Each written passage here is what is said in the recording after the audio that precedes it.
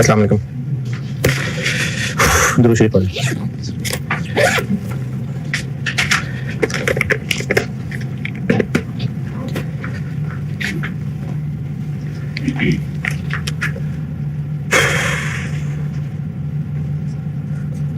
SOCI बहुत आसान है, वो मैं ये सब बता दूं फिर, क्योंकि मैं पास पर और वोट पे करना चाह रहा हूँ ना, तो मैंने कहा ये पहले एसओसीआई फर्क करूँ। एसओसीआई आसान है, ये आप जबानी दबानी ही सारा कर लेंगे। इन्वेस्टमेंट से एस का 80 हो गया, और समझने में आसानी होगी अगर हम इस साल के दौरान समझें, यानी ये साल है तो इधर कहीं ये एक्विजिशन हुई है। चले एसओसीआई पे क्या क्या फर्क पड़ेगा। इस दिन बनी है सब्सिडरी, तो सवाल पे क्या क्या करें। कंसोलिडेशन कितने से की करें? इतने अरसे की कंसोलिडेशन होगी। एनसीआई कंसोलिडेशन बिल्कुल नॉर्मल जैसे पहले होता है। और क्या फर्क पड़ेगा? एफपी की वर्किंग्स भी सोच लें, रिटेन अर्निंग को सोच लें। अरे भाई इसको अपडेट नहीं किया था, गुडविल की वर्किंग में इसको अपडेट करके लिखा था ना, तो जो गेन लॉस था उसको क्या किया था? रिटेन अर्निंग में डाला था ना, या अदर रिजर्व में डाला था, तो वो इसमें एज अ गेन आ जाएगा। एसओसीआई फॉर द ईयर में ये गेन के तौर पे आ जाएगा। इसकी अपडेशन गुडविल की वर्किंग में इसको अपडेट किया है ना, तो उस पे जो गेन है वो हम इस ग्रुप एसओसीआई के अंदर लाएंगे। तो जितने महीने गुजरे हैं उतने महीने की कंसोलिडेशन जैसे पहले करते थे, इसके ऊपर अपडेशन करने का गेन आ जाएगा। और अगर ए से एस हो रहा है तो 30 से 80 हो गया, और इस साल में इधर हुआ है कहीं, तो फिर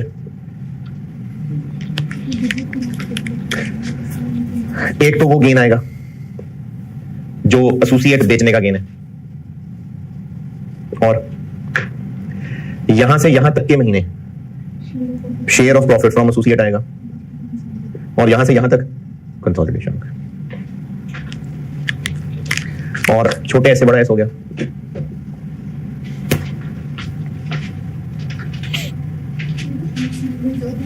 वो तो रिजर्व में एडजस्टमेंट डालते हैं। यहां पे क्या होगा? कंसोलिडेशन पूरी होगी क्योंकि पहले भी ऐसी ही थी, सिर्फ फर्क ये पड़ेगा कि जब profit attributable to total comprehensive income attributable to, तो इस पोर्शन की एनसीआई 40% पे कैलकुलेट हो रही होगी, और इस पोर्शन की एनसीआई 10% पे हो रही होगी। यानी एनसीआई के दो टुकड़े हो जाएंगे, क्योंकि प्रॉफिट फॉर द ईयर होता है, तो इस पोर्शन पे एनसीआई का परसेंटेज और होगा, इस पे और होगा बस। लेकिन बैलेंस शीट में तो हम लेटेस्ट लगा रहे थे एनसीआई, क्यों? वो एज एट होता है, इसलिए ये फॉर द ईयर होता है, तो इसलिए ये एनसीआई की पुरानी परसेंटेज, ये नई परसेंटेज, ये एसओसीआई हो गई। अब आप चैप्टर में आए, और हर पेज पे मैंने एक केस बनाया हुआ था, तो उसी पेज के नीचे एसओसीआई भी लिखा हुआ था।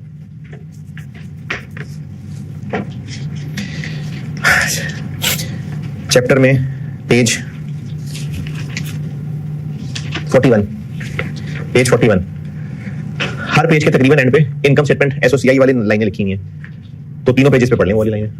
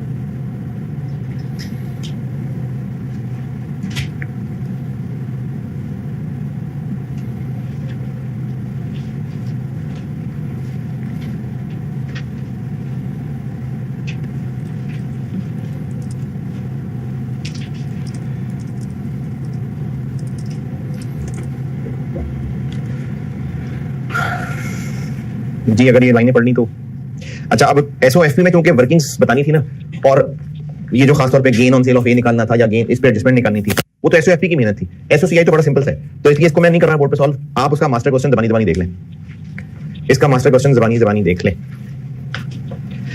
कल जो मास्टर क्वेश्चन था एसओएफपी का था, उसी के नीचे मैंने एसओसीआई का भी बनाया हुआ है, तो आसान सा यस जबानी जबानी देख लें।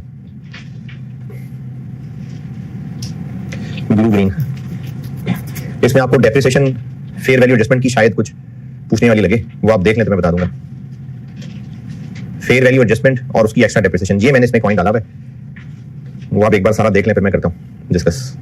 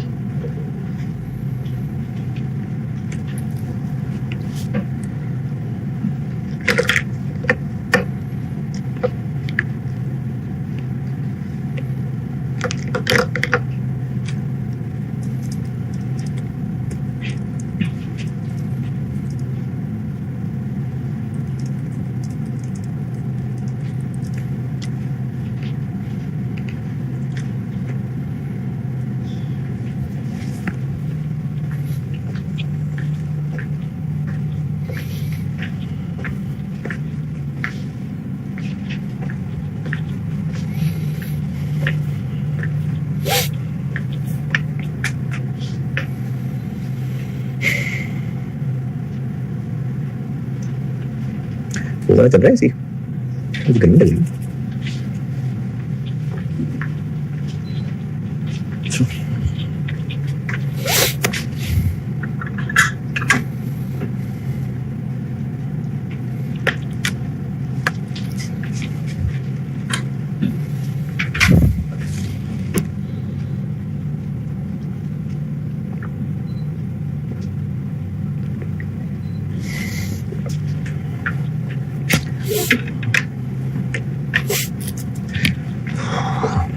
मैं 500 रुपए का सवाल भी करना है बोर्ड पे।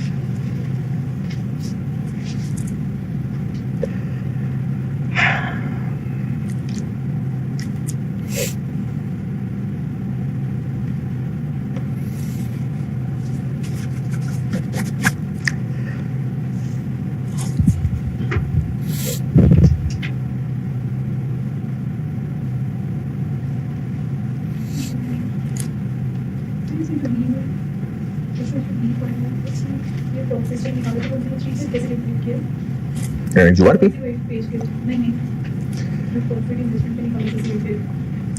अच्छा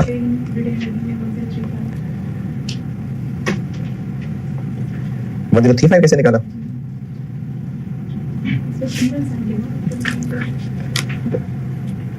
ये ए में हम तो ए का ऊपर वर्किंग 1 में किया तो है 1035, इसी से ऊपर वर्किंग 1 जब शेयर्स खरीदे थे उसके बाद से और इस साल के 3 महीनों का 1035 वर्किंग 1 में निकाला हुआ है।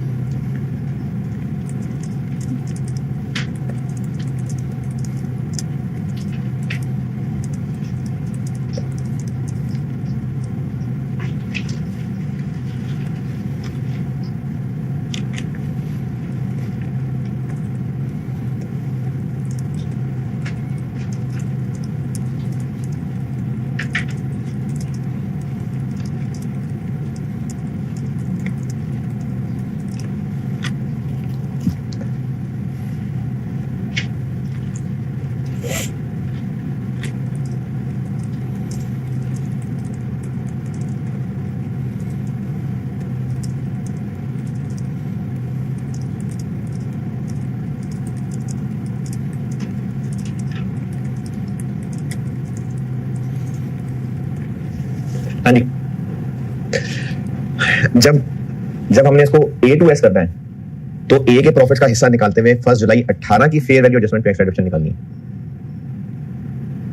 लेकिन पहली इन्वेस्टमेंट है 1 जुलाई को, B बता रहा हूं, तो उस वक्त ये A बना था। तो जब उसके बाद हमने A के प्रॉफिट्स निकालने हैं तो A के प्रॉफिट्स निकालने के लिए भी हमने फेयर वैल्यू एडजस्टमेंट की डिडक्शन लेनी होती है। वो 4800 के हिसाब से कैलकुलेट होगी, क्योंकि उस वक्त फेयर वैल्यू एडजस्टमेंट 4800 बनती थी। और जब वो फाइनली S बन जाएगा तो S के लिए फिर एक्स्ट्रा डेप्रिसिएशन 4400 पे कैलकुलेट होगी। एक ये पॉइंट बताना था उसमें, और रिटेन अर्निंग्स तक पहुंचने के लिए उल्टा चलना पड़ेगा। 2020 नहीं, खैर उल्टा क्या चल रहा है, 2020 का प्रॉफिट इनकम स्टेटमेंट में आ रहा है और 2019 के प्रॉफिट्स नीचे दिए हैं। हाँ जी, जिन्होंने देख लिया कुछ पूछना है तो बताएं। चलिए बैलेंस शीट के पास से सवाल करते हैं। आप पढ़ लीजिए जून 18, इसमें आइस 19 भी आ रहा है। जून 18 ये मेरी बुक में आएगा क्वेश्चन 24, मेरी बुक में क्वेश्चन 24 जून 18।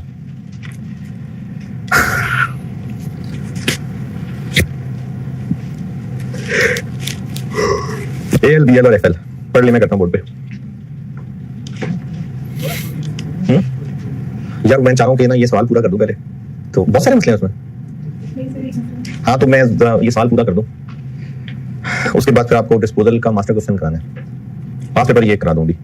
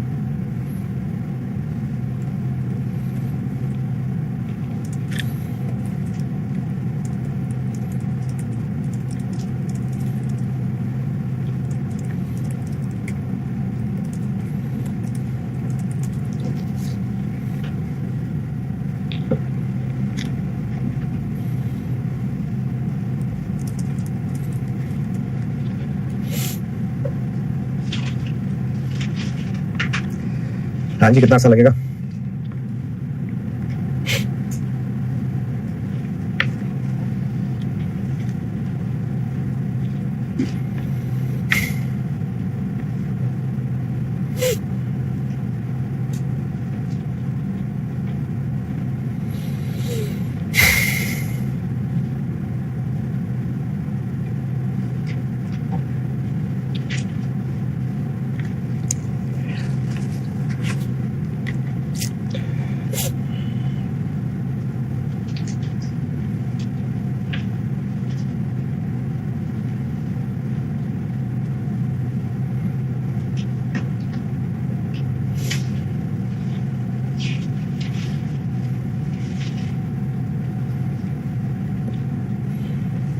कितना अर्सा लगेगा। चलिए जी, इसमें पहले इनके रिश्ते ढूंढते हैं। जून 18 एल ने बीएल में पहले खरीदा कितना, कब? 1 जनवरी 15 को कितने परसेंट खरीदा? 65। उसके बाद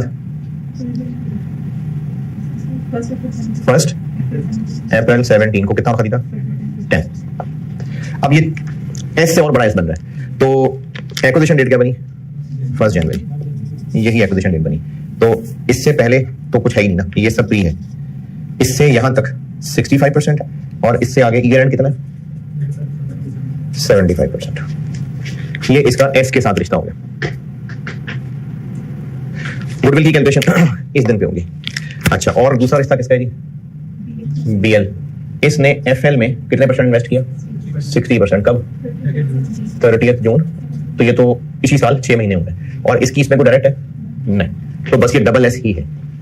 ये 2 सब्सिडरीज हैं, एक डायरेक्ट सब्सिडरी है, उसमें एस टू एस यानी छोटे एस से बड़ा एस, और एक कॉम्प्लेक्स ग्रुप है। ये 2 चीजें सवाल में डेट्स के साथ पढ़ के और इस परसेंटेज पे अगर कोई सवाल है तो होता है। चलिए, बैलेंस शीट का सवाल करने का तरीका, एसओएफपी खोल लें।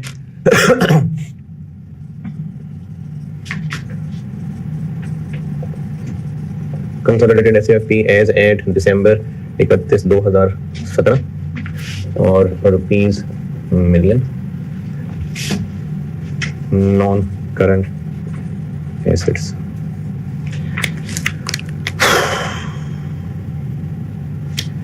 जी बताएं। पीपीई कितना?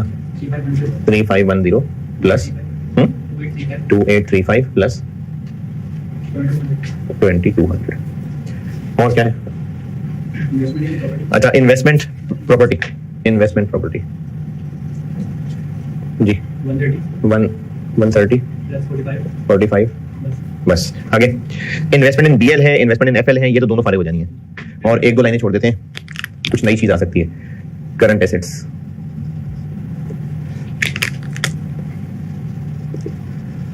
जी, करंट एसेट्स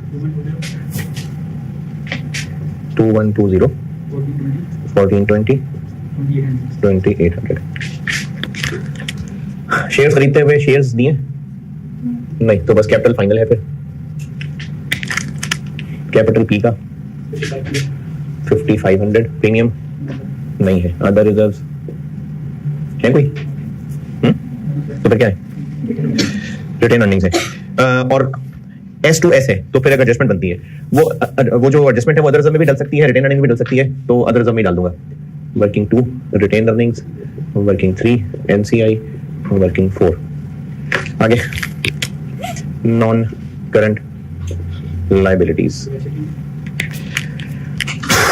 ये आ गया आईएस 19 ग्रेचटी। उसमें हमने दिखानी होती है प्रेजेंट वैल्यू ऑफ डीबीओ और प्लान एसेट्स को नेट करके, तो ये वही है। तो नेट डिफाइंड ऑब्लिगेशन कितनी है? 25।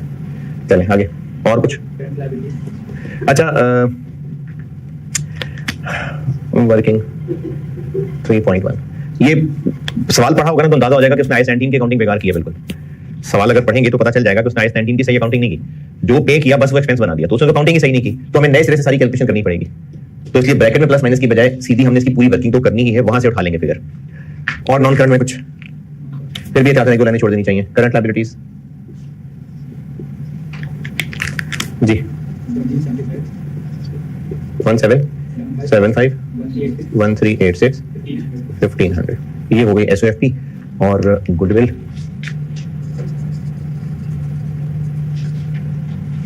बीएल है और एफएल है, ये मिटा दो।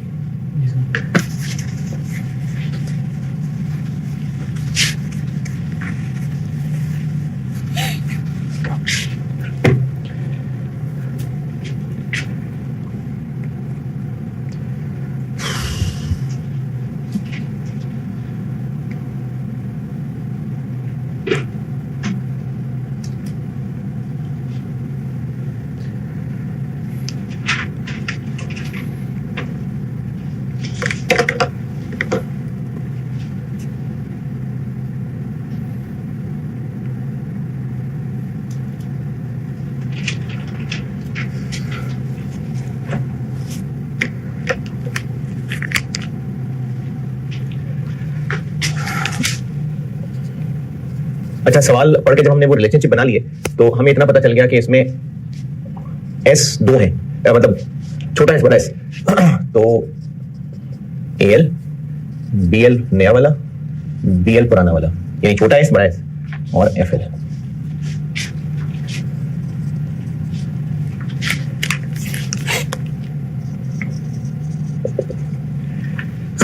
चलो जी, सवाल खेलते हैं।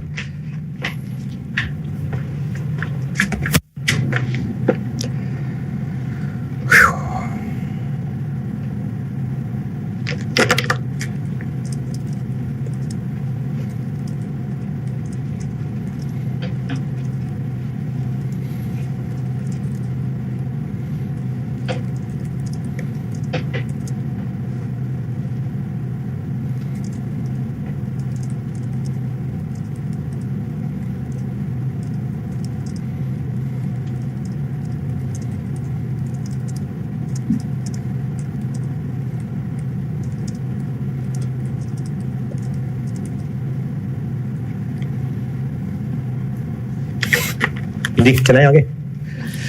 चलें जी, पहला पैराग्राफ तो हो गए नाम, SOFP। पॉइंट नंबर 1, गुडविल की वर्किंग करते हैं और बीएल कर लेते हैं। पहले दोनों साइमल्टेनियसली चलाएंगे तो मुश्किल हो जाती है, बीएल करते हैं। और बीएल में हम लोग, अच्छा डबल एस भी है ना, तो मैं फिर याद रखिए हमने ये भी करना है। डबल एस भी है तो इनडायरेक्ट वाली तो होगी, तो इसलिए ये भी लिखना नहीं भूलना। पहले बीएल बहरहाल सॉल्व कर रहा हूं। बीएल में हमने किस दिन गुडविल कैलकुलेट करनी है? 1 जनवरी 15। तो फिर इन्वेस्टमेंट भी वो वाली लेनी, उस दिन वाली। तो उस दिन कितने रुपए हमने पैसे लगाए थे? Point number 1, 3100। एनसीआई प्रोपोर्शनेट पे है, फेयर वैल्यू पे प्रोपोर्शनेट पे है, तो ये ब्रैकेट बाद में भरेंगे। Less net assets. बीएल का कैपिटल कितना जी? 4000। और कुछ रिटेन अर्निंग्स कितनी 1 जनवरी 15 को? 520। और पॉइंट नंबर 2, सारे ठीक थे, सिर्फ एक प्लांट है जिसकी उन्होंने एडजस्टमेंट दी हुई है। तो क्या एडजस्टमेंट बनती है प्लांट की?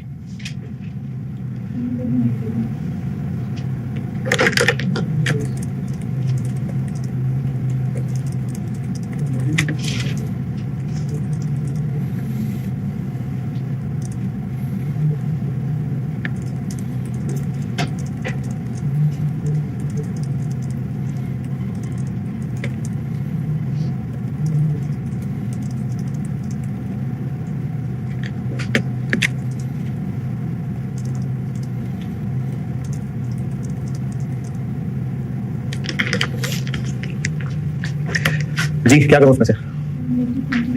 तो वो तो वैल्यू यूज तो कैरी अमाउंट से ज्यादा है, वैल्यू यूज है ना ज्यादा। हम यहां पर आइस 36 नहीं लगा रहे, हम फेयर वैल्यू एडजस्टमेंट कर रहे हैं। तो वैल्यू यूज कम हो ज्यादा हो कोई फर्क नहीं पड़ता, हमने फेयर वैल्यू एडजस्टमेंट करनी है। तो इसको हम लोग फेयर वैल्यू एडजस्टमेंट के तौर पे लेंगे। तो 120 तक गिराएंगे 140 को, तो -20।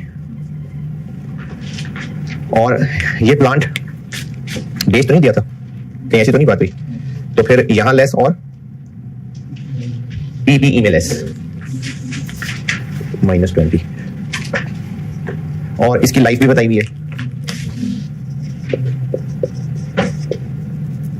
अच्छा ये हम बीएल कौन सा वाला कर रहे हैं? ये वाला। तो 520 जी। इस प्लांट की लाइफ भी बताई हुई है, तो कितनी? 10।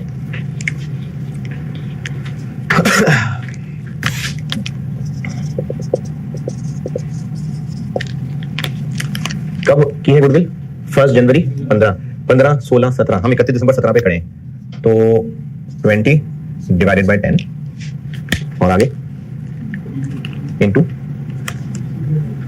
3/12।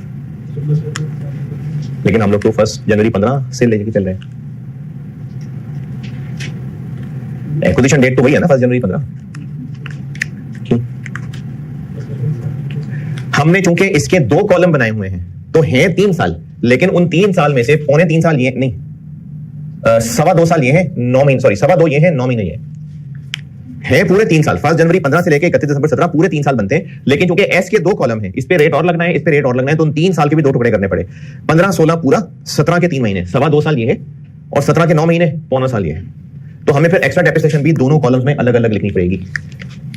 तो ये हो गई 1 साल की ये हो गए 3 महीने 9 महीने, ये लिखेंगे इस कॉलम में, और 20 10 इंटू 2.25 साल, ये 2.25 के वो लिखेंगे इस कॉलम में जी। ये पहला क्या बना 1.5 प्लस, क्यों प्लस, क्योंकि नेगेटिव एडजस्टमेंट है, और इधर 2.25 साल 4.5,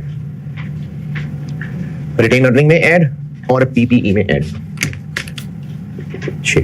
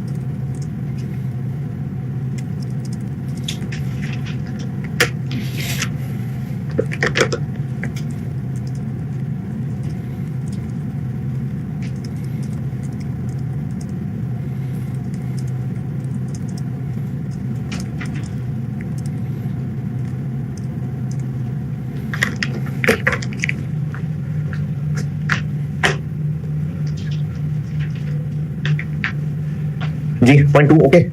अच्छा पॉइंट नंबर 3 एफएल का है, 0.4 ये भी बाद की बात है, बस गुडविल हो गई इसकी पूरी। एफएल की गुडविल देख लेते हैं। एफएल में अब चूंकि ये डबल एस है तो हमारी डायरेक्ट इन्वेस्टमेंट तो भारत नहीं है, इनडायरेक्ट ये कैसे लिखते हैं, जो एस ने डबल एस में की हुई है और उस पे हम अपनी परसेंटेज लगाते हैं। तो डीएल ने एफएल में कितनी की हुई है, पॉइंट नंबर 1 में लिखा हुआ है कितने रुपए 2400। 2400 में कितना परसेंट लगाऊं, 65 या 75?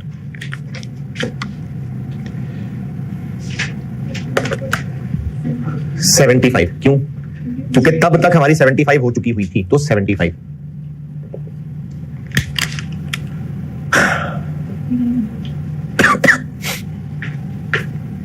एफएल का कैपिटल, एफएल की 30 जून 17 पे retained earnings, point number 1 1150। Point number 3, उस वक्त एफएल के बाकी तो सब ठीक थे, लेकिन एक कंटिंजेंट लायबिलिटी थी, तो एसओएफपी कंटिंजेंट लायबिलिटी 3 डब्बे बना के दिए हुए थे मैंने। एक्विजिशन डेट के ऊपर एफएल ने इसको डिस्क्लोज किया हुआ था 70 मिलियन, लेकिन ये तो उसने डिस्क्लोज किया था, हमारे लॉयर को लगता था कि बस 50 मिलियन बहुत है, तो इस कंटिंजेंट लायबिलिटी की तब फेयर वैल्यू कितनी थी, 70 के 50, तो एक्विजिशन डेट की फेयर वैल्यू गुडविल की वर्किंग में नेट एसेट्स में से लेस।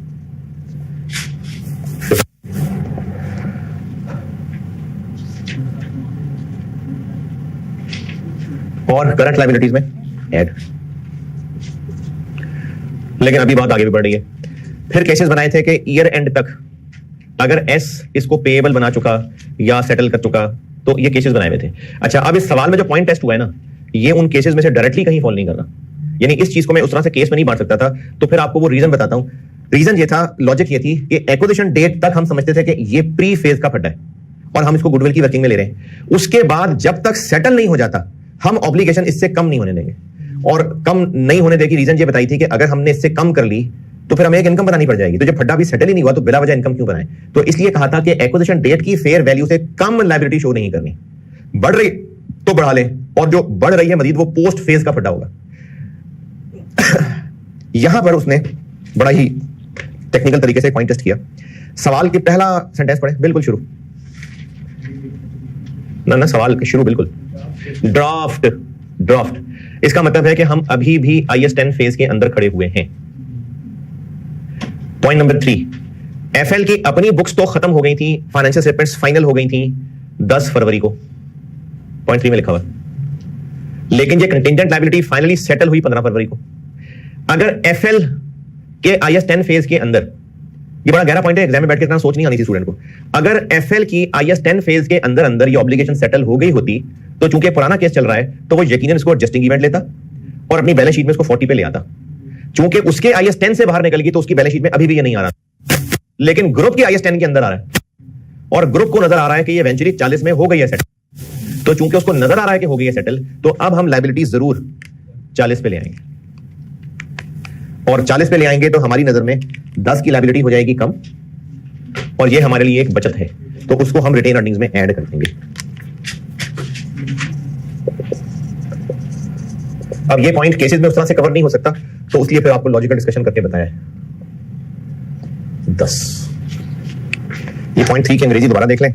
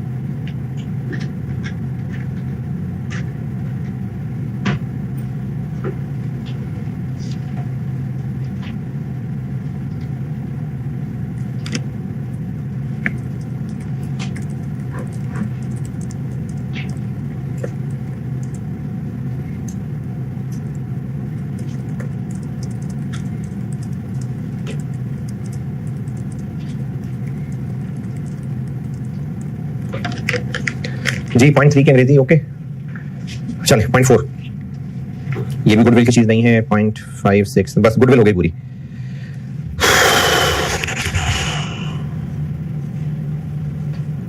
जी ये डब्बा 4500 और NCI हो जाएगी 4500 का 65, क्योंकि हम 1 जनवरी 15 को कर रहे हैं गुडविल कैलकुलेट, तब तक 75 थोड़ी था। सॉरी वो मैं कहना चाह रहा था 65 वाली। हाँ जी 65 वाली, क्योंकि 75 तब तक नहीं था, तो ये 35 कितना बना 1575, और ये चूंकि डबल ऐसे, तो इसके लिए भी फिर वो इफेक्टिव वाली NCI निकालनी पड़ेगी 60%, 75%।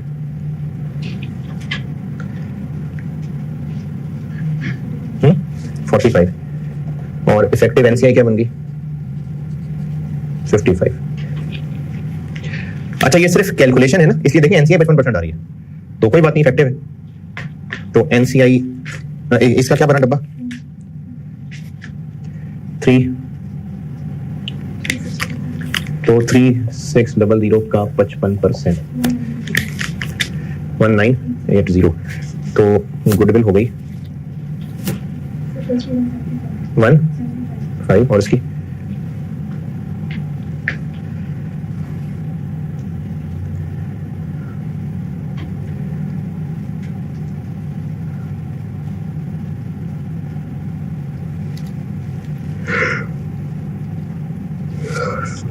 180, और आगे इम्पेयरमेंट भी है, तो इसके लिए मैंने 2-3 लाइनें छोड़ दी, और इम्पेयरमेंट नजर नहीं आ रही तो कोई बात नहीं। पूरी FL की रिकवरेबल अमाउंट दी है, पूरी FL की, तो हाँ वो आखिर में करनी होती है इम्पेयरमेंट, ये मैंने मास्टर क्वेश्चन में सिखाई थी आपको, तो इसको अब यहां छोड़ दिया क्योंकि आगे इम्पेयरमेंट आ सकती है। Goodwill done.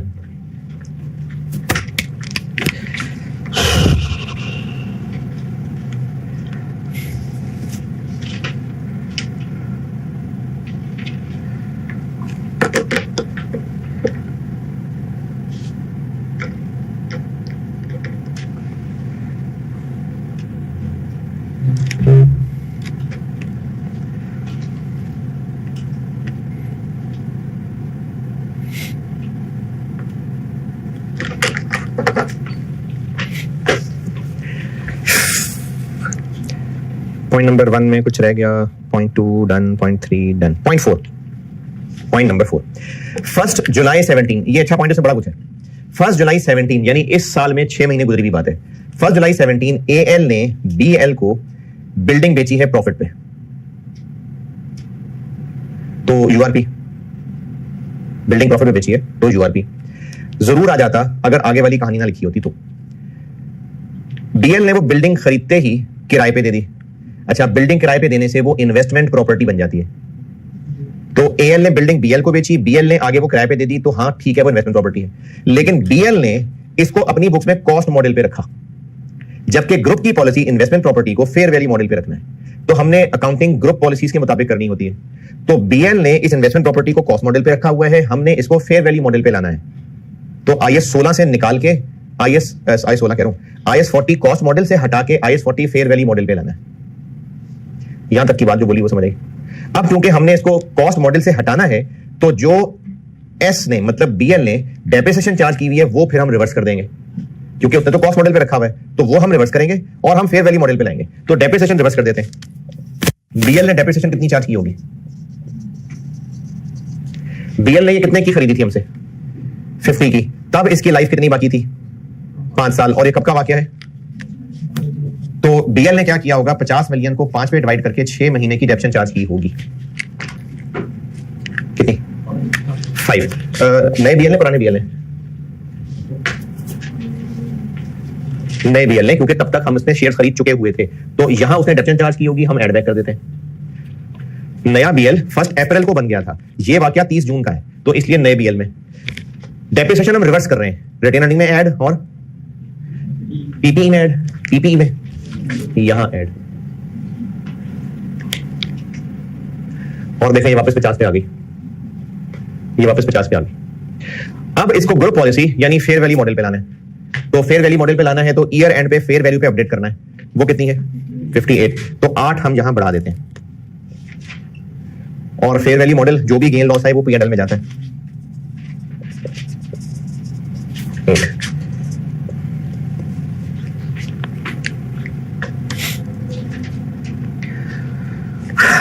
और वो जो पी ने बिल्डिंग बेची थी उसके यूआरपी का क्या करें? पी ने बेची थी ना ये, तो इसके यूआरपी का क्या करें? कुछ भी नहीं करेंगे। क्यों? क्यों? जिस एसेट पे प्रॉफिट कमाया था यानी यूआरपी, अगर वो एसेट फेयर वैल्यू पे अपडेट हो गया हुआ है तो बस अपडेट हो गया हुआ है। यूआरपी हम इसलिए रिवर्स करते हैं क्योंकि ग्रुप पॉइंट ऑफ व्यू से वो एसेट सही वैल्यू पे नहीं आ रहा होता।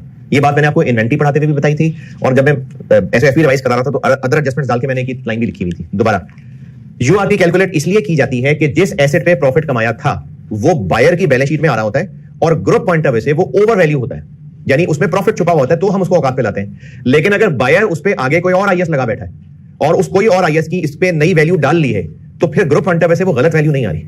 अब हमने इस बिल्डिंग को फेयर वैल्यू पे अपडेट कर दिया ना, 58 पे कर दिया, अब ये सही वैल्यू है या कम करना है इसको, तो बस फिर छोड़े यूआरपी। अगर ये अभी भी कॉस्ट मॉडल पे ही आ रही होती तो जरूर हम यूआरपी कैलकुलेट करते हैं। फेयर वैल्यू मॉडल की वजह से चूंकि ये फेयर वैल्यू पे अपडेट हो गई, तो अब ये सही वैल्यूड है, अब हमें कोई छेड़ने की जरूरत नहीं है इसको, तो इसलिए यूआरपी का कुछ नहीं करना। ये मैंने वैसे इसका सॉल्यूशन में ना ये 2-3 ये जो बातें ज़बानी समझाई हैं, ये मैंने आपके समझाने के लिए लिखी हुई है सॉल्यूशन में, ताकि कभी आप दोबारा ये रिवाइज कर रहे हो तो।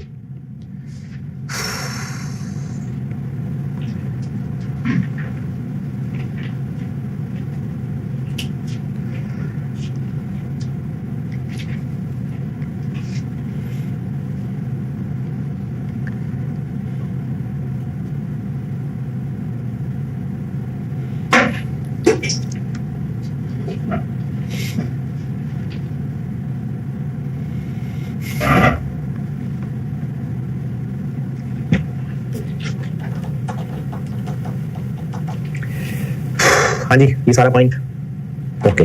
चले जी, लास्ट चीज मतलब वो एडजस्टमेंट्स, उसके बाद तो वो छोटे एस वाली एडजस्टमेंट डालनी है और इंपेयरमेंट करनी है। पॉइंट नंबर 5 आखिर में करेंगे, पॉइंट नंबर 6 कर लिया, पॉइंट नंबर 7 यहां पर आ गया आईएस 19। अकाउंटेंट ने किया क्या है, during the year payments made by AL were charge to PNL, तो इसका मतलब उसको सही अकाउंटिंग नहीं आई, तो उसने जो किया हुआ है जो कि गलत है वो उड़ा देते हैं, सही अकाउंटिंग ले आते हैं। तो अकाउंटेंट ने क्या किया हुआ है, जो हमने रॉन्ग एक्सपेंस चार्ज किया है वो एड बैक कर देते हैं। कितना? हाँ जी, कितना? 70 या 55 या दोनों? IAS 19 बहुत पहले पढ़ा था। दोनों। डिफाइंड बेनिफिट ऑब्लिगेशन, इसमें एक सेपरेट फंड बनता है, एक डब्बा बनता है, उसमें कंट्रीब्यूशन जाती रहती है और उस डब्बे से निकाल के उनको बेनिफिट दे देते हैं। जो जाने वालों को बेनिफिट देते हैं वो पैसे किसकी जेब से जा रहे होते हैं? जो जाने वालों को पैसे देते हैं वो डब्बे की जेब से जाते हैं। प्लान एसेट्स क्रेडिट और डीबीओ डेबिट। कंट्रीब्यूशंस किसकी जेब से जाती हैं? वो अपनी जेब से जाती हैं। During the year payments made by AL were charge to PNL, यानी 70 को एक्सपेंस बना दिया। 70 को एक्सपेंस बना दिया क्योंकि एएल ने तो वो पैसे दिए थे जो कंट्रीब्यूशन थी, तो 70 को एक्सपेंस बनाया, वो रिवर्स कर देते हैं।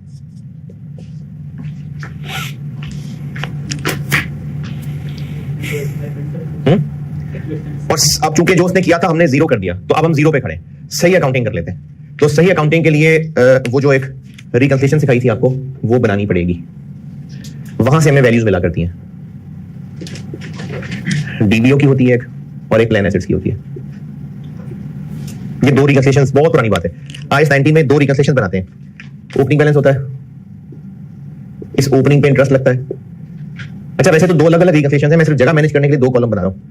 अंग्रेजियां कॉमन लिख लूंगा। इंटरेस्ट होता है, करंट सर्विस कॉस्ट होती है, कंट्रीब्यूशंस होती हैं, बेनिफिट्स पेड होते हैं और OCI वाली आइटम्स होती हैं। वो जो एक्चुअल गेन लॉस इसमें होता है और रिटर्न ऑन प्लान एसेट्स इसमें होता है, वो दोनों OCI आइटम्स होती हैं। अब आपको सवाल में इनमें से क्या क्या पता है? करंट सर्विस कॉस्ट कितनी? 85। कंट्रीब्यूशन कहां लिखते हैं?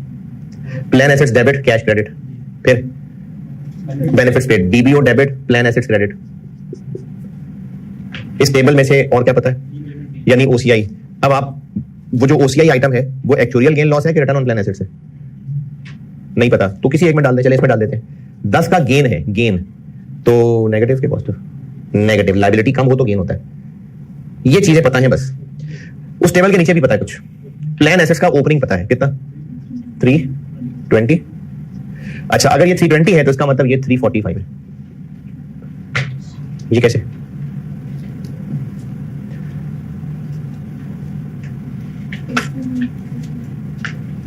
अच्छा चले, अकाउंटेंट इस साल शायद चेंज हुआ है। इस साल वाले को अकाउंटिंग नहीं आती, पिछला वाला ठीक कर रहा था। कैसे पता पिछले वाला ठीक कर रहा था? तभी तो एसओएफपी में ग्रेच्युटी नॉन करंट लायबिलिटीज में नजर आ रही थी। तो पिछले साल तक वाला ठीक था। इस साल अकाउंटेंट ने ये सारी एंट्रीज की हैं?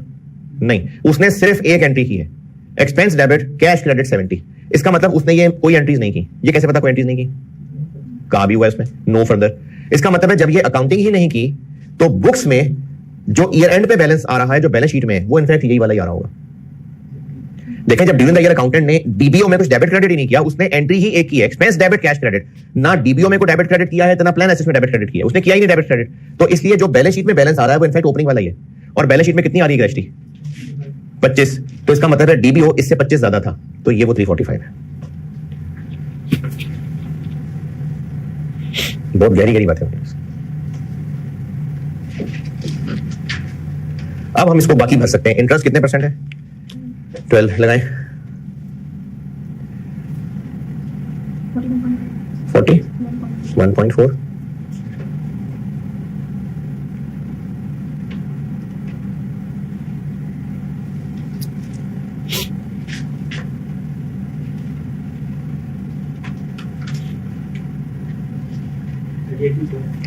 $38.4। और बाकी सब चीजें पता है तो फिर बाकी यकीनन क्लोजिंग बैलेंस होगा।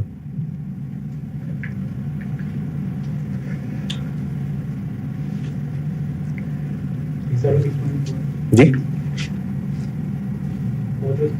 406.4 37.4। और एसओएफपी में हम लिखा करते हैं इसका नेट, जो कि हो गया 33। अच्छा, इस वक्त ना बुक्स के अंदर एक्सपेंस डेबिट था, कैश क्रेडिट था, हमने एक्सपेंस रिवर्स कर दिया। उसके अलावा ये सारी अकाउंटिंग होनी बाकी है, तो कर लेते हैं। बताएं क्या क्या करें? नेट इंटरेस्ट और करंट सर्विस कॉस्ट ये जाता है एक्सपेंस में।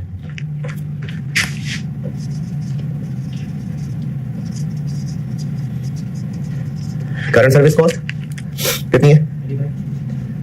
प्लस डीबी वाला इंटरेस्ट 41.4 माइनस इनकम वाला इंटरेस्ट, ये एक्सपेंस में आएगा।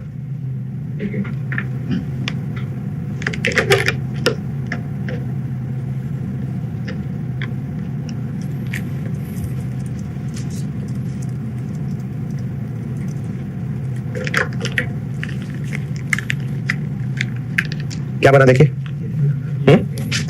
88। तो हमने 70 का एक्सपेंस रिवर्स कर दिया था, तो डेबिट खाली कर लिया था, कैश तो हुआ पड़ा है क्रेडिट, यानी ये सारा कुछ अकाउंट फॉर होना है, तो वो अब हम कर रहे हैं। एक्सपेंस में जाना चाहिए, ले गए। ओसीआई में कितना जाना चाहिए? 10। और ये ना आपको मैंने तब बताया था आईएस 19 में, नोट्स में भी शायद मैंने लिखा होगा, ज़बानी बताया होगा, पता नहीं, कि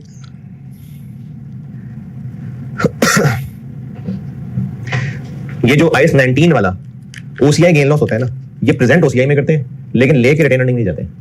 ये मैंने तब शायद देखे नोट्स में लिखा भी होगा, बहुत पुरानी बात है। तो वो 10 का जो गेन है वो हम अदर रिजर्व में भी रख सकते हैं और रिटेन अर्निंग्स में भी ला सकते हैं। एसओसीआई में वो ओसीआई में दिखाना होता है 10, अदर रिजर्व में भी ले जा सकते हैं। ये हो गया जी पॉइंट नहीं। और क्लोजिंग बैलेंस का क्या करें? ये यहां 33। इस 70 का कैश क्रेडिट हो चुका हुआ है, बाकी सारा कुछ रिकॉर्ड करना था, तो वो कर लिया और लायबिलिटी इतनी आ गई।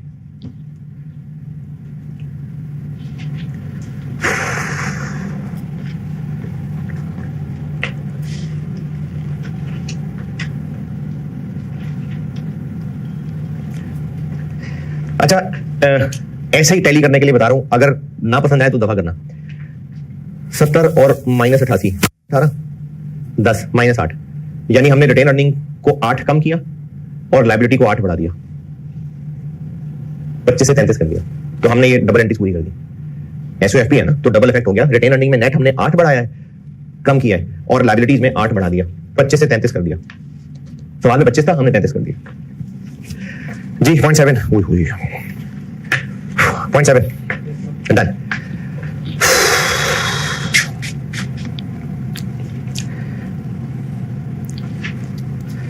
पॉइंट 1 2 3 4 5 6 7। ले जी, आखिरी दो काम। एफएल को आईएस 36 वाला इंपेयरमेंट टेस्ट करना है और बीएल के छोटे एस से बड़े एस वाली एडजस्टमेंट डालनी है। तो एफएल को हम इंपेयरमेंट टेस्ट कर लेते हैं।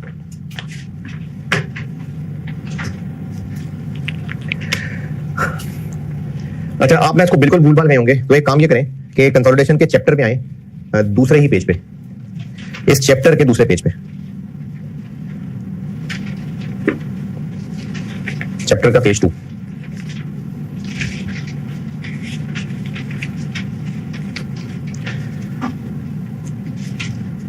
जी, चैप्टर का पेज 2 12.1.2 पहुंचे? ये देखें, मैंने ना एक बॉक्स बनाया हुआ बड़ा सा, इंपेयरमेंट लॉस की कैलकुलेशन। ये सारा डब्बा पढ़ लें। ये मैंने बहुत पहले किया था, मास्टर क्वेश्चन कराते हुए, तो भूल भाल गए होंगे। ये बॉक्स सारा दोबारा पढ़ लें।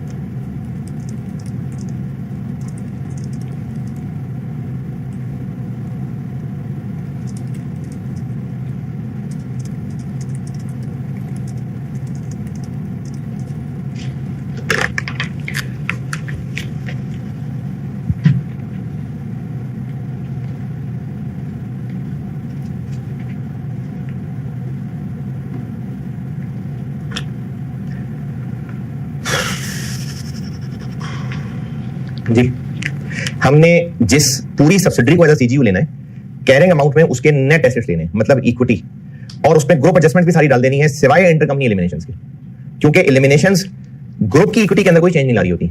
वो तो एक कॉलम से निकल के दूसरे में, मतलब दोनों में नेट हो रहा होता है, ग्रुप के अंदर चेंजेस नहीं आ रही होती। जैसे यूआरपी है तो वो इक्विटी एसेट्स दोनों से निकल रहा होता है, लेकिन एक्स्ट्रा डेप्रिसिएशन चार्ज करना, फेयर वैल्यू एडजस्टमेंट डालना, वो एडजस्टमेंट्स हैं। तो एलिमिनेशंस के अलावा बाकी एडजस्टमेंट्स आइडेंटिफाइबल नेट एसेट्स में डालनी है। और गुडविल वो जो एक्विजिशन डेट पे थी, ये कैरिंग अमाउंट लेंगे और रिकवरेबल सवाल में दी हुई है, लेकिन गुडविल निकालते हुए ये ध्यान रखना है कि अगर एनसीए प्रोपोर्शनेट शेयर पे थी तो इसमें हवा भरना नहीं भूलना। तो वर्किंग 1.1 एफएल पूरा एक सीजीयू ले रहे हैं, तो उसकी कैरिंग अमाउंट में नेट एसेट्स में आ जाएंगी उसकी कैपिटल और रिटेन अर्निंग्स। कितने हैं? 2500। और रिटेन अर्निंग कितनी है आज? कितना जी? 1000। और हमने उसके नेट एसेट्स में क्या क्या और खुद से एडजस्टमेंट्स डाली हैं? ये तो है ना उसकी बुक्स की फिगर। हमने जो भी एडजस्टमेंट्स खुद डाली हैं नेट एसेट्स में, दो जगह डाली होती हैं, यहां और यहां। तो क्या क्या डाली हमने? 50 माइनस किया है और 10 ऐड किया है, या बेशक अलग अलग लिख दें। ये हो गए इसके नेट एसेट्स कितने? ये 1000 बैलेंस शीट से लिख के बताया ना जी। 3460 और गुडविल पूरी पूरी हवा भर के, यानी 180 को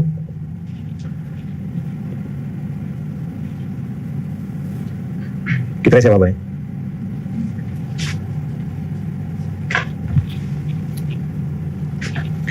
जी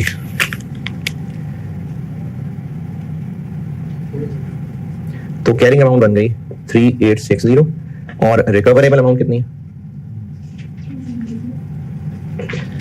3700। इम्पेयरमेंट लॉस 160, और ये 160 सारा का सारा गुडविल में पूरा हो जाएगा, तो लेस इम्पेयरमेंट। लेकिन वो हमने हवा भर के निकाला हुआ है, यहां चार्ज करने लगेंगे तो हवा वापस निकाल लेंगे। 160 का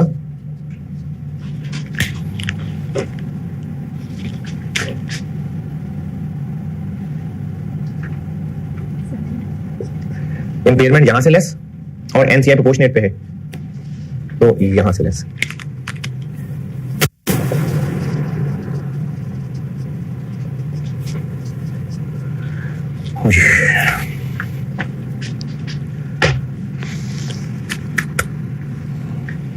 ये कंसोलिडेशन के सवाल आपको लिख लिख के करते हैं, ये तो मैं कर रहा हूं सारे।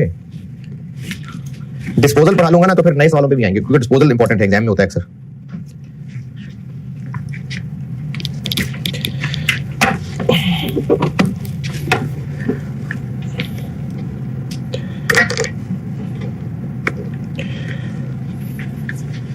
मैंने तो आपसे ब्रेक का भी नहीं पूछा यार।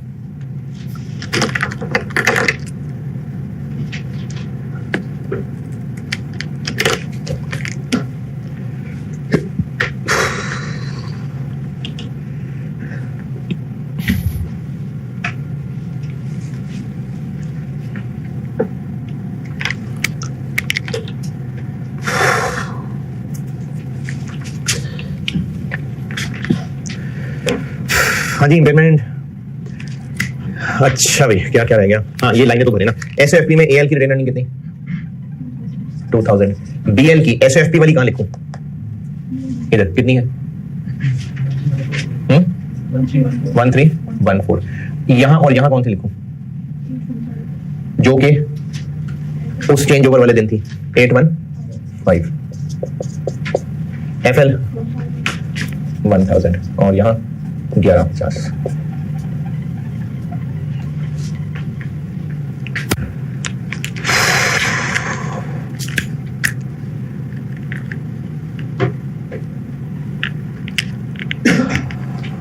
एनसीआई की वर्किंग और वो एडजस्टमेंट रहेगी, तो ये मिटा दूं, जगह चाहिए मुझे, या गुडविल मिटा दूं, ये मिटा देता हूं। गुडविल समेट लेते हैं। ये कितनी बनी? 108। तो एसओएफपी में गुडविल आ जाएगी 283।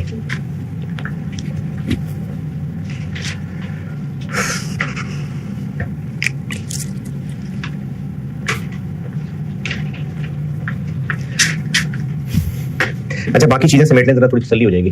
रिटर्न नहीं पूरी हो गई बस। ये क्या बना? -140। ये क्या बना?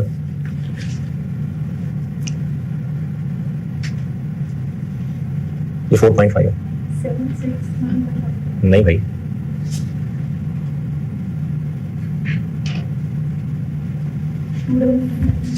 टू 99.5। ये क्या बना?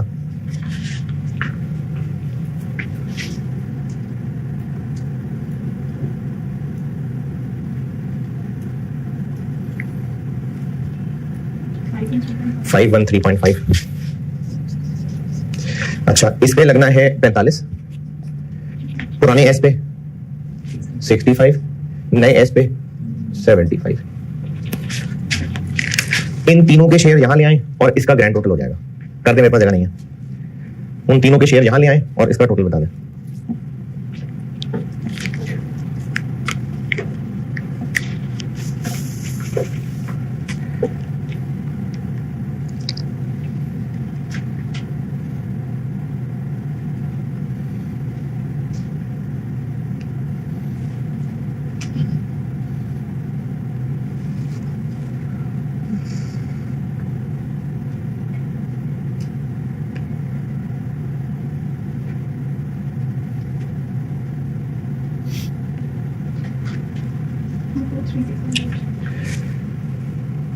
टू 4 ठीक है, 2436.8। और बाकी सारी एडजस्टमेंट पूरी हो गई हैं। ये ब्रैकेट बंद कर दें। सिर्फ वो अदर एडजस्टमेंट यहां लिखनी है मैंने, बाकी सब हो गया क्लोज। एनसीआई निकालनी है और ये अदर एडजस्टमेंट लिखनी है, बाकी सारे ब्रैकेट बंद कर दें।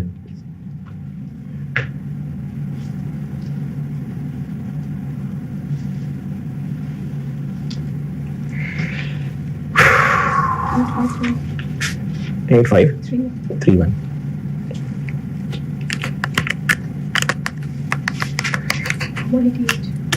188 और गुडविल बनती है 283।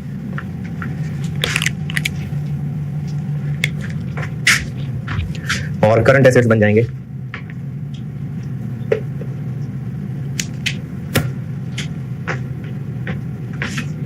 6340। बिल्कुल सही है। एसेट्स का टोटल भी हो गया पूरा, एसेट साइड पूरी हो गई।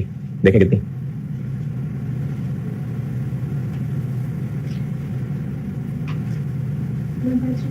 बिल्कुल ठीक है। Asset side done. ये मैं मिटा रहा हूं सारी asset side done.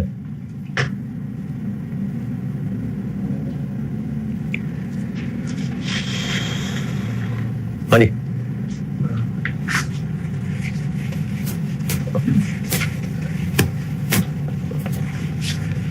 Current liabilities भी बंद कर दें।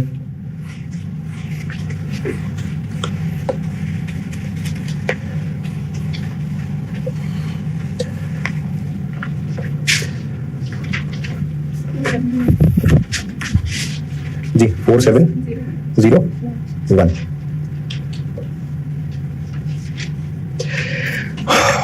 छोटे एस से बड़े एस की एडजस्टमेंट है। इसका तरीका बताया था कि जिस दिन ये छोटे एस से बड़ा एस बन रहा है, अगर उस दिन बैलेंस शीट बनाते तो एनसीआई की वैल्यू कैसे निकालते? किस दिन बनना है छोटे एस से बड़ा एस? फर्स्ट। उस दिन अगर बैलेंस शीट बना रहे होते और एनसीआई की वैल्यू निकाल रहे होते तो क्या बनती?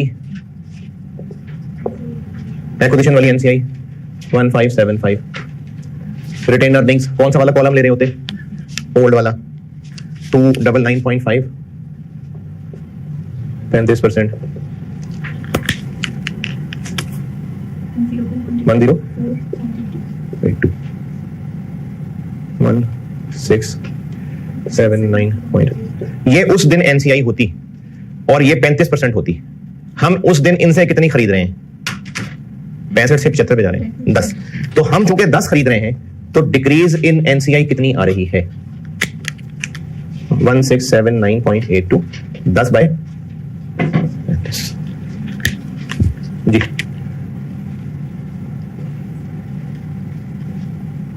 479.9 और हम ये खरीदने के लिए पैसे कितने दे रहे हैं उनको?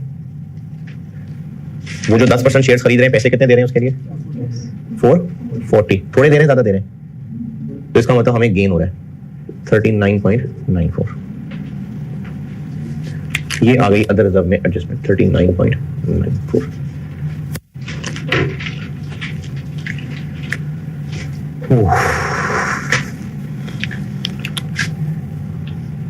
वर्किंग 4 NCI, BL की NCI और FL की NCI।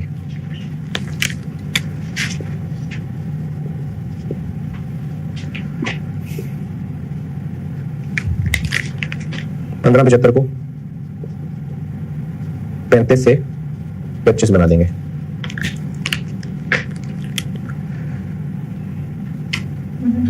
वन 125 और FL है 1980। रिटेन अर्निंग दोनों पे 25 यानी 513.5 प्लस 299.5 दोनों पे 25 और 140 पे 55 20.25 और 140 पे 55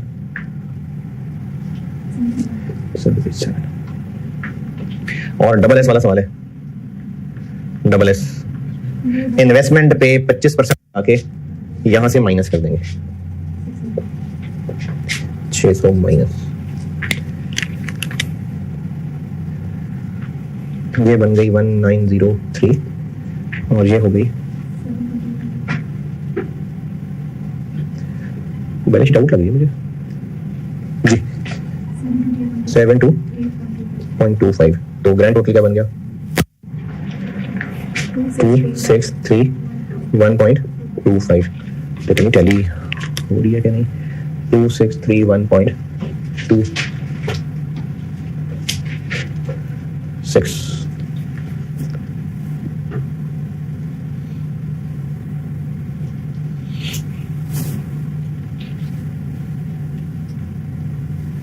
कितना आया? नहीं 10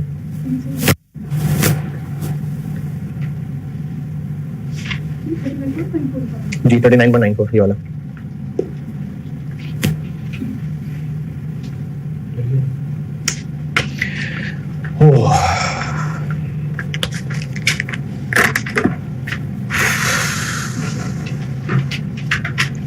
जब तक आप ये सवाल लिख के प्रैक्टिस नहीं करेंगे पेपर में नहीं होने ये हैंडल।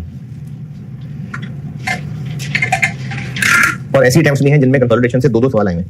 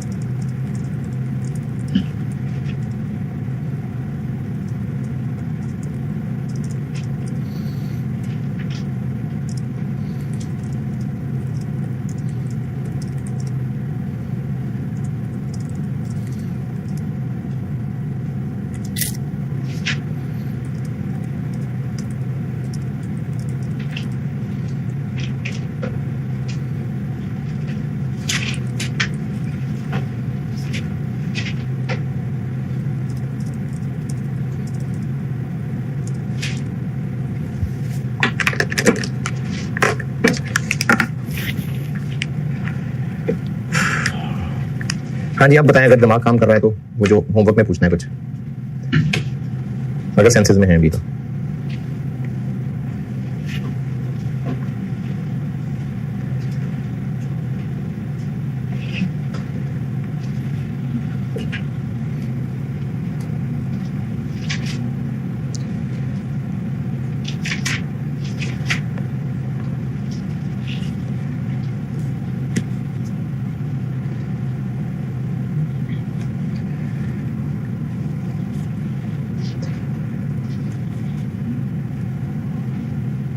हाँ जी कुछ नहीं। सर ये जो एसोसिएट से सब्सटीट्यूशन जो है सब्जेक्टिव में हाँ आपको बस ये प्रेशर को तुम इसको ऐसे करके जैसे इन्वेस्टमेंट से करिए हाँ ऐसे ही। तो मैंने कहा था ना एसओएफपी में चल जाता है। अच्छा यहाँ पे एक एंट्री में 375 का सेम एंट्री सेक्शन की है 375 किधर? अच्छा ये सर ये जी जी, ये मैंने आपको जो पहले उस दिन भी क्लास में सवाल कराया था उसमें भी असल में वो A to S था, लेकिन आपको कहा था कि वो एसओएफपी में चल जाता है क्योंकि एसओसीआई में हमने महीनों को ए और महीनों को एस करना है, वहां तो जरूरी है ए टू एस।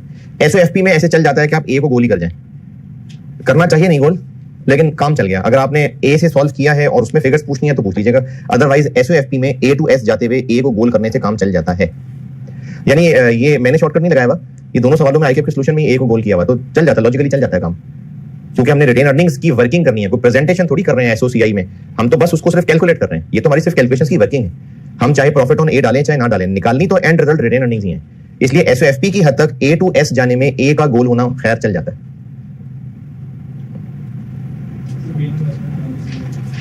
हाँ एसओएफपी में चल जाएगा, इनकम स्टेटमेंट नहीं चलेगा, क्योंकि इनकम स्टेटमेंट में तो हमें इनकम स्टेटमेंट में प्रेजेंट करना पड़ेगा गेन ऑन ए, उसमें तो बकायदा कैलकुलेट करके प्रेजेंट करना पड़ेगा। एसओएफपी में चल जाएगा। चलो ठीक है 67 बस।